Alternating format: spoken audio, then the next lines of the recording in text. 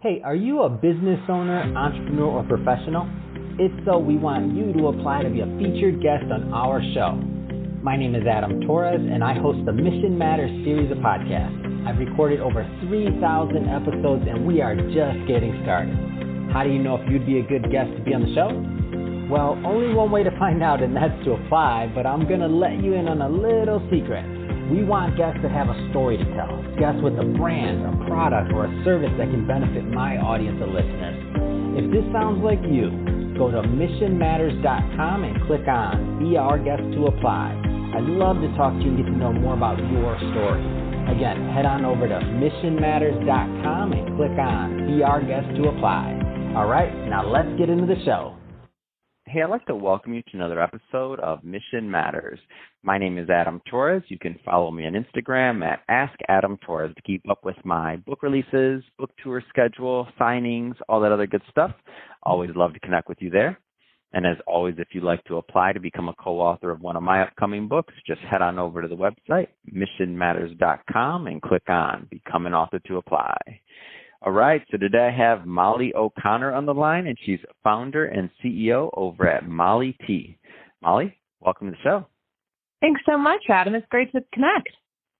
All right, so great to have you on the show. And just to get us kicked off, I'll start with our signature Mission Matters question. So, Molly, we at Mission Matters, we amplify stories for entrepreneurs, executives, and experts. So that's our mission here. Molly, what mission matters to you? Well, the short answer, Adam, is I want to empower women to move more confidently, obviously by way of the sports bra. But to provide a little context, I was a D1 athlete. I was active my whole life, and I have so many memories of seeing women being held back by not feeling properly supported. You know, too often our bodies get in the way of us feeling confident, empowered, walking tall, whatever it is, you name it. And I really just felt that was an injustice, you know, like why is a piece of clothing not properly structured so that women can hit the field or the court or, you know, a dance show and not have to worry about their breasts?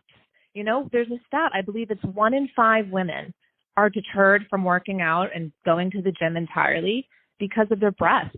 And as someone who experienced that, you know, I'd have moments on the soccer field, and I joke, but it's true. People would be looking at me, and not because of my stellar sprints or scoring a goal at times, if you know what I mean. So I really wanted to set out and create something that was designed with women's bodies in mind and just fundamentally rethink how we built sports bras and help women do their thing.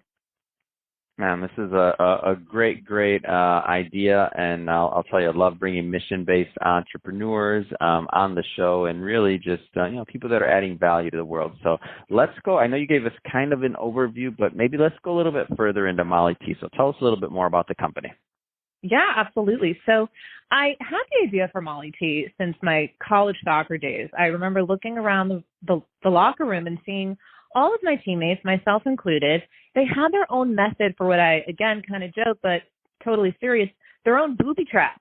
You know, some would layer sports bras, some would tape, some would, you know, just strategically layer T-shirts so that they felt properly supported in a nutshell. And I just remember sitting there thinking, this is just absurd. Like, there has to be something, one and done, we put it on, we're not taking extra time in the locker room, we're not, you know, having to wear extra layers, whatever the scenario.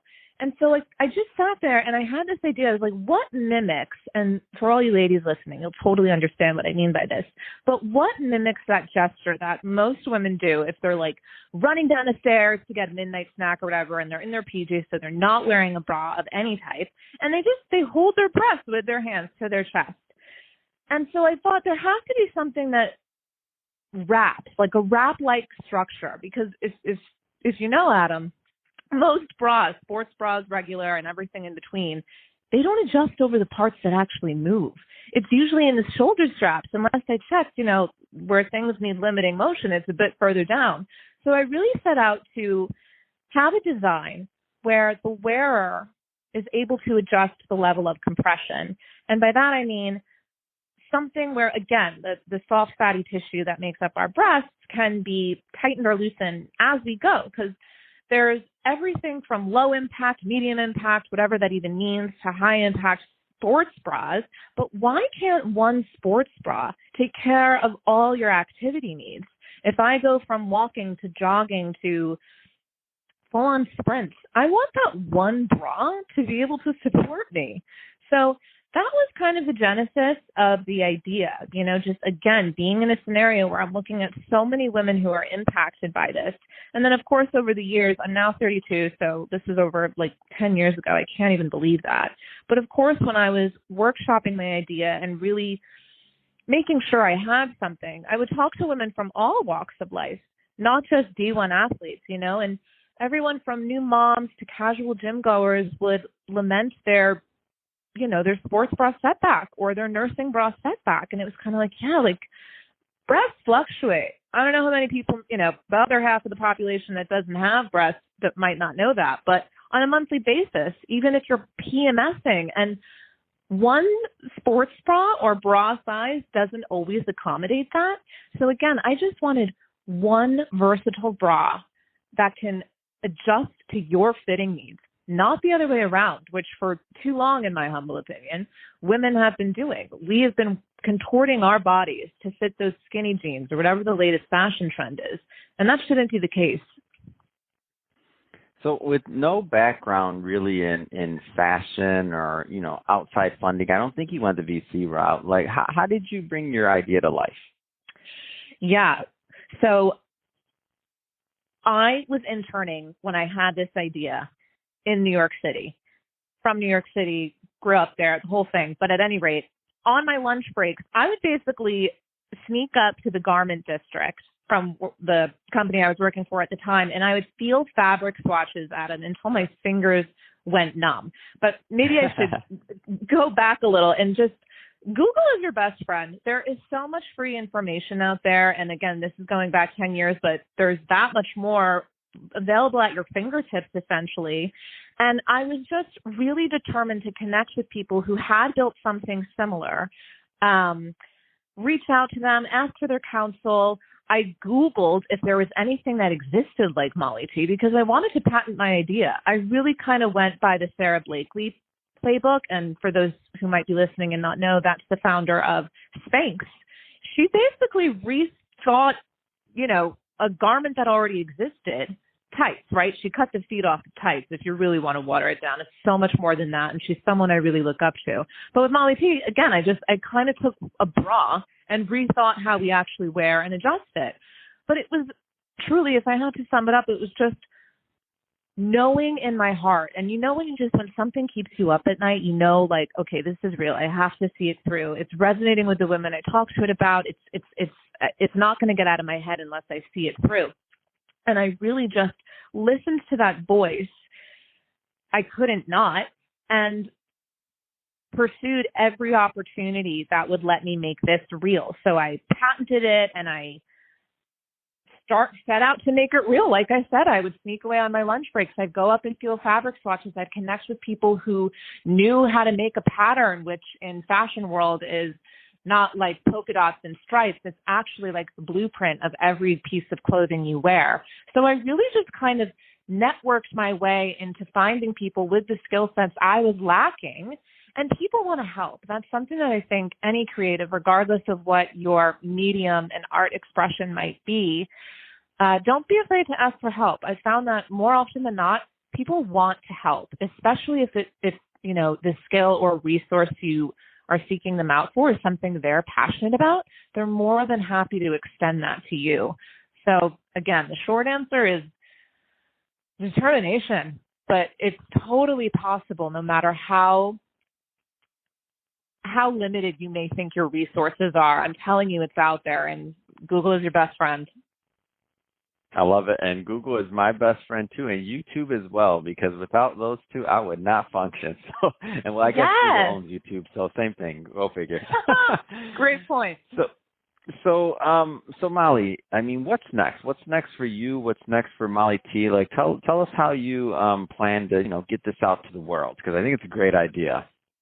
Well, thank you so much. Yeah, so far I've been really fortunate in that my background in communications has helped me spread the word. So right now, with no advertising spend, anyone who knows about Molly T knows about it through press and word of mouth, which is, you'll hear marketers and advertisers say that's the dream, right? Like when something spreads through word of mouth, it's because people are actually recommending it. And so I started by sharing my idea with journalists who I thought could tell my story. And we got incredible coverage in Fast Company, Runner's World, Prevention Magazine. And again, just from very different women with very different problems as it relates to their sports bras. And that kind of just created a snowball effect. More women purchased the bra, more women talked about the bra, would recommend it to their friends. And of course, any opportunity I have, I'm always willing to share what I'm working on.